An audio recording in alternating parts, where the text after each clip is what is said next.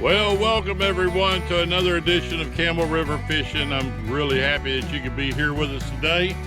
I'm doing some crappie fishing out here on Lake Sam Rayburn, very first of December, and it was 31 degrees this morning. I let it warm up just a little bit today. The water temperature right now is 58 degrees, so we're in that wintertime pattern. And so I thought I'd spend some time with you today. One of the things I like to do in the wintertime is it's an excellent time to catch crappie if you know how to do it and you know where to go. Tributaries, I would recommend, whether it's a river or a creek. A lot of these fish are going to be moving into the tributaries to make their way up into the coves, where later on they'll go ahead and get in their spawning mode right around the Easter time. But I like to catch them in the river. It's a good time when they're kind of congregated up. Now, brush pile fishing that I do in the summertime is fine, but after late November, these fish will start to move off the brush piles because they're following big schools of shad. So wherever there's shad, there's going to be crappie. These shad are moving around, the crappie are feeding up on it because genetically they're programmed to go ahead and get ready for the spawn and to feed up and get healthy for the spawn. So I like to fish the tributaries in the wintertime. The other reason I like to fish tributaries is because they're congregated more. The colder it gets, the temperature, colder the water gets, the more they'll gang up in the river, and they're more congregated, and you can find them real easy. Now, specifically what I like to do is to fish crappie off of trees on the edge of river. Now, they can be standing timber like you see in here. You may see some, I know there's some in front of me, I'll show you here in a minute. But the ones I like to use is standing timber that's in the lake that's submerged. Remember, they're still oriented to brush piles, to structure. They like to be around structure, both to ambush fish and also for protection for bigger fish. So I like to fish structure. In this case, I'm fishing structure close to the river or a creek. Now, what I use to do that is jigs normally in the wintertime. Right now, I'm using a 3/16 ounce jig. I'll show it to you right here. And put on that jig, I'm using a slab buster. And this is a kind of a baby blue with a chartreuse tail. A little bit later on, I'll show the package to you. And then up from this 1/16 ounce jig, I put a small, just a clip-on weight here, about 18 inches above that. So a little split shot above the jig, and I fish it vertically.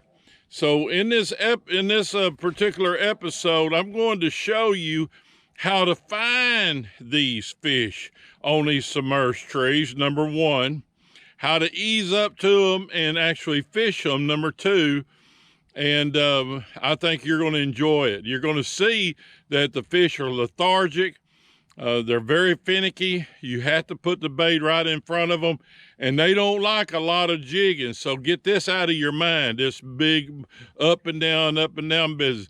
You need to do a slow presentation down to them, hold it still, maybe just a little bit rise, hold it still, and they'll bump it.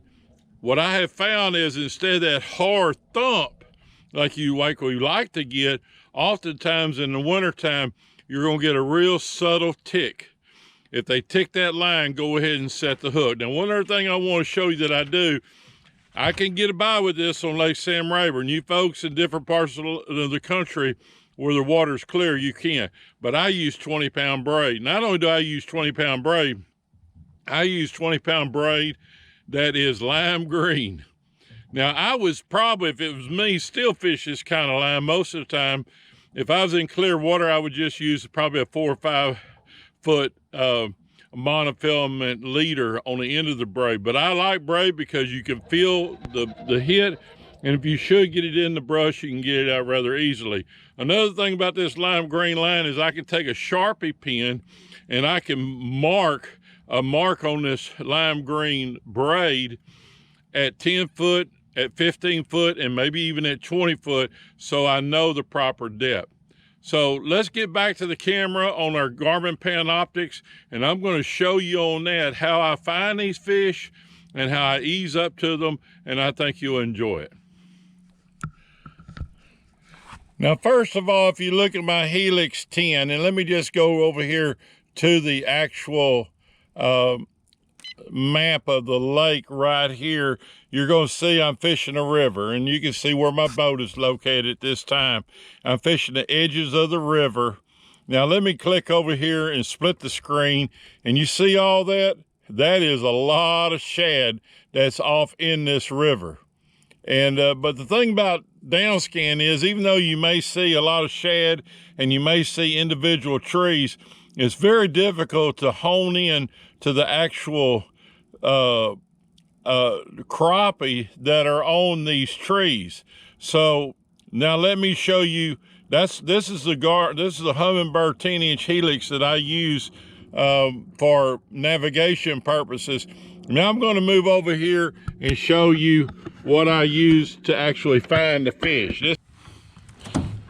This is my Garmin Panoptics, and here again you can tell that I have a lot of shad. That's actually, now you can see them moving around, and you can even see every now and then you can see that there's crappie in these shad moving.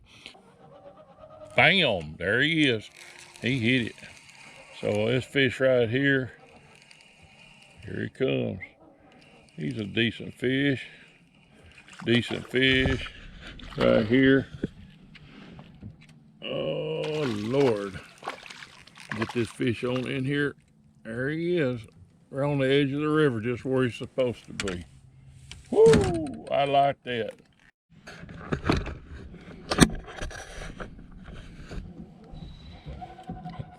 I see some fish right there in that structure. If you can see it with me right there, it's about, see those fish right there hanging underneath those limbs? There's quite a few fish. Now that's right on the edge of this Angelina River right there. And I'm going to ease up to it. They're about 20 foot away. If you look at the top of the screen, they're about 20 foot away. I know there's a glare on here, but I'm going to ease up right into these fish right here. Those fish right there are 18 feet deep, right there. Now I'm gonna go down to them and see what I can see if I can get one or two of them to bite out of that little group right there. See how they're holding up underneath this timber?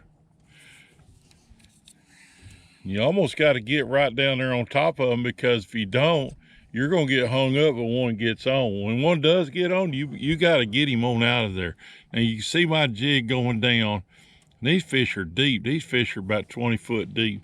They're holding underneath those limbs though, right there. Let me see if I can get one on the bite. There I am right there, and I'm going to ease it right on down there to them. I see one kind of moving over there to it. Let's see if he hits it. Just gonna hold it kind of still. There's quite a few fish right in there.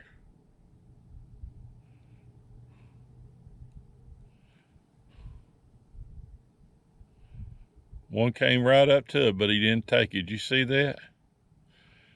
He came right up to it like he wanted it. Let's see, he come down there on it again. Let me just hold it still and see if he'll bump it. Holding it still, brought it right up to him, holding it still. Pretty good fish, Phil. He'll go ahead and hit it. If I get any kind of a tick whatsoever, I'm gonna catch that fish.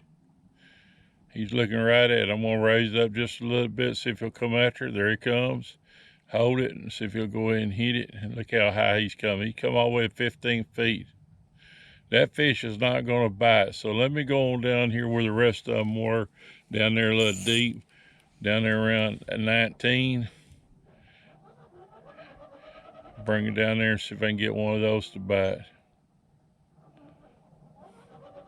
Bam, there he is. He hit it. So this fish right here he comes. He's a decent fish right here. Oh, Lord. Get this fish on in here. There he is. Right on the edge of the river, just where he's supposed to be. Woo! I like that. You know what? I'm sitting down catching these fish. Ain't that something?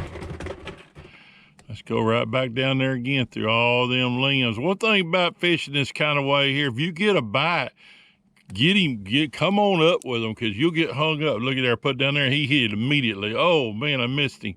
I'm gonna put it right back down there. See if he'll hit again, kind of slow. Bump it around.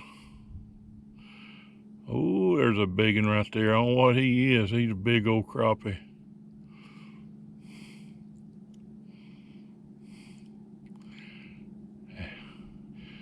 Had a little tap, but they didn't get it. Had another little tap. There he is. There's a good tap right there. I don't know if he's any size to him or not. Let's see what we got right here. Oh Lord! Hey, pulling a boat. I think he thinks he's bigger than he is. Look at that bass. I don't know if y'all saw that or not. Big old bass following that crappie up. Sure did. About a 3-pounder. Followed that crappie all the way to the top of the water. Well, that tells you something, don't it? Bass are fishing too. Those crappie are all over that tree at the very base of the tree, and a lot of them are hovering right underneath that tree. So, oh yeah, baby.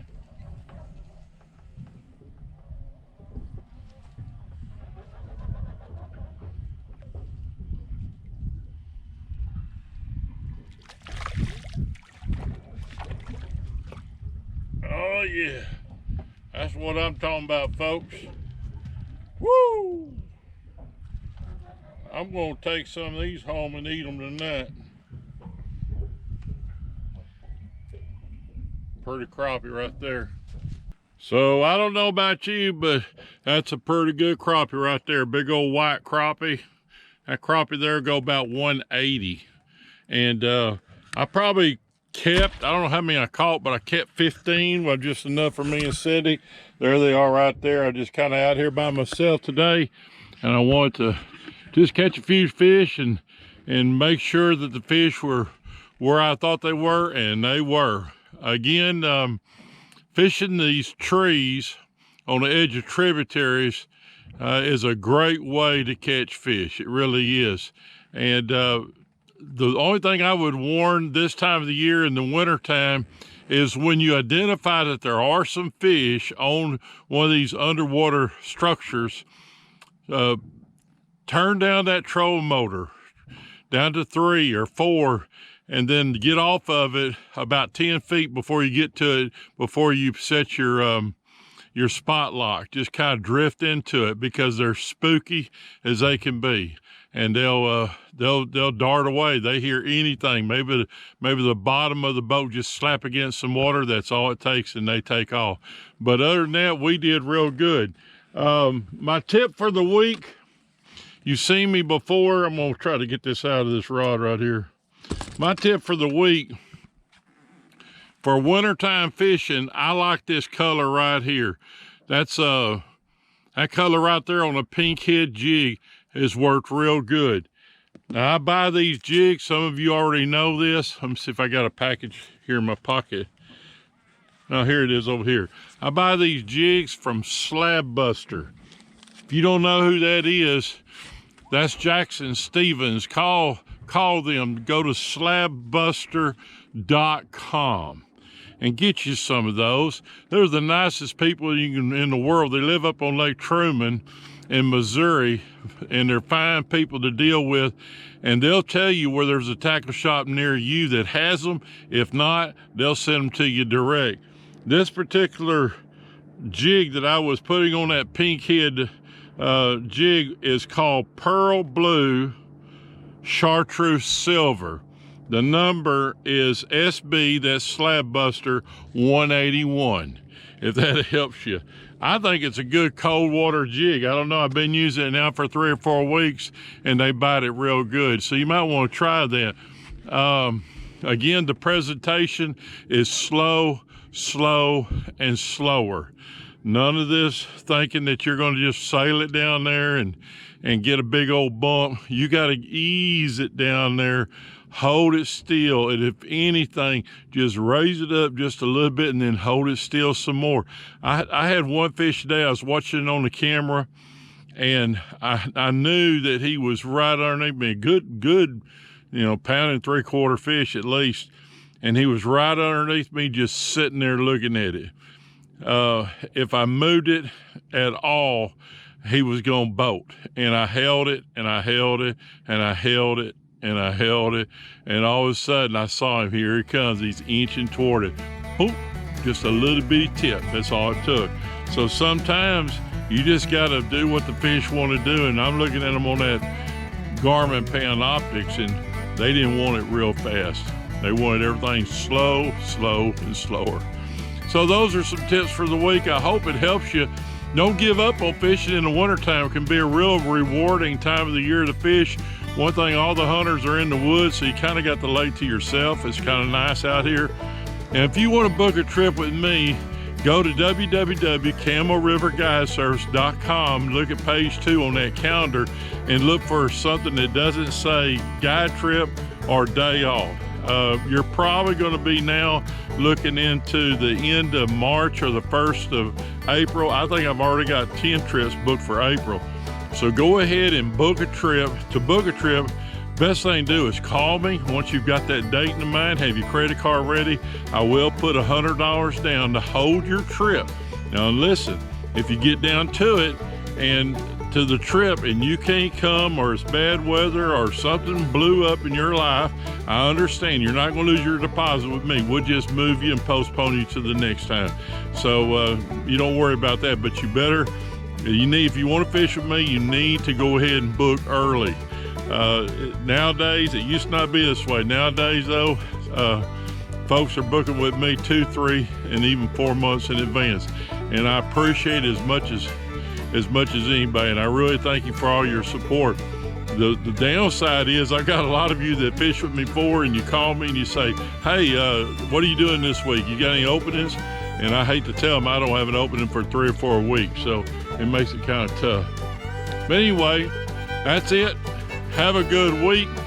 What's left of it, we'll see you next week. Until then, keep your powder dry and your lines wet, and grin every now and then. I'm telling you, it's good for you. And take care of everybody during this COVID situation. Make sure that you keep your distance as much as possible. Let's lick this thing. And if you stay healthy, and we'll have a good year next year. This is Greg Fenn, and this is Camel River Guide Service.